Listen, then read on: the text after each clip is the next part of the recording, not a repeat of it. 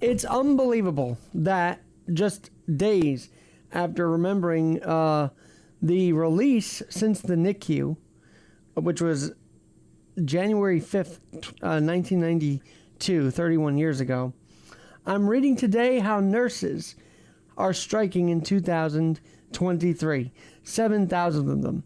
That means the hospital system has done our nurses wrong. And you know what? I'll take it a step further here on Alex Garrett Podcasting. No intro needed. I'm just fired up. Look, this has been blowing up for a while. Okay, in 2020, at 7 p.m. every night for a long while, we did all the cheering, the honoring, the drumming, the clapping for our nurses, our hometown heroes. They had a hometown hero parade on July 7th, 2021 for the hard work that our nurses did. But then you tell these same heroes, oh, we don't need you anymore. You could be fired if you don't get the vaccine that we're asking you to get, we're mandating you to get. And whenever you think about the vaccine, here's the point.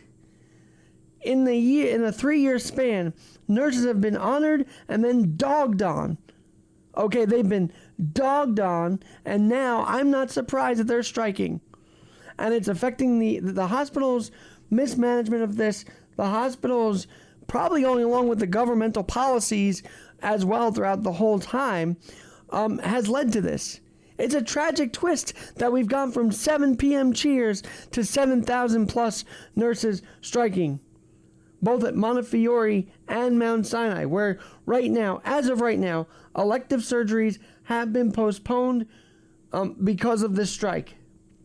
And if you dare blame the nurses, I would say, don't even listen to this show. If you dare blame the nurses for this, I would say you are pretty cold-hearted. Because were you there when COVID patients and COVID wings dominated hospitals? I'll tell you what, summer of 2020, I was actually in the hospital for an endoscopy, yes. And I said, was this a COVID room? Sure enough, it was. The operation where I was in was a COVID room. That's how expansive the COVID wing was very early on. And this was, I guess, before July, because that's when I had my endoscopy. But these nurses dealt with COVID. They dealt with other issues. They had to wear all this PPE. They had to make sure. They literally demanded and asked for hazard pay. Although humbly they did not. I think more so the people who were supported by the nurses. The average American said, why aren't these nurses getting hazard pay? So they've been screwed.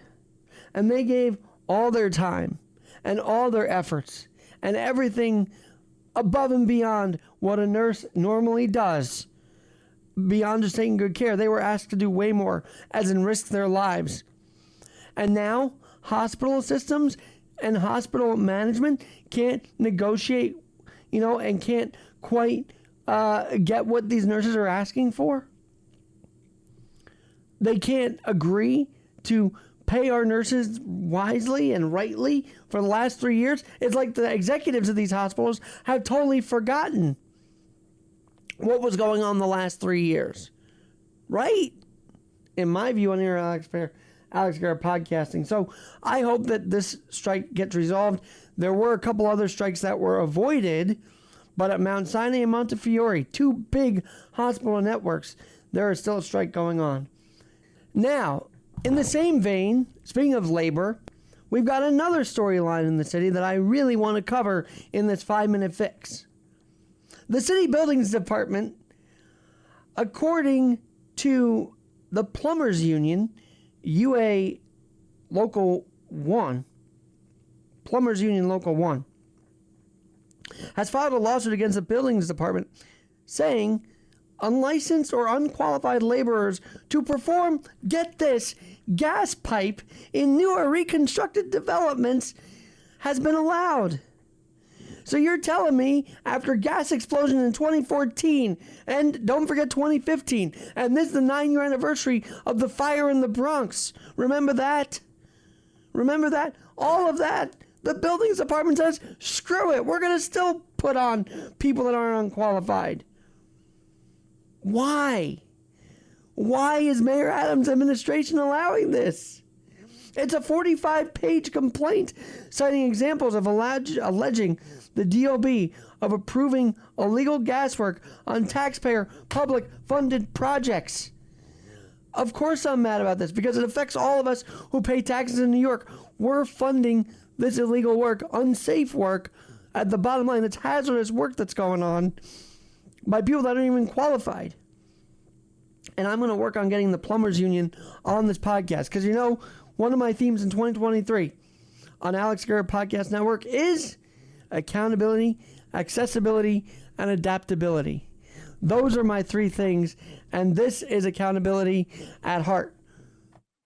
We need the accessibility back. We need our nurses back at work, happy at work, paid well at work.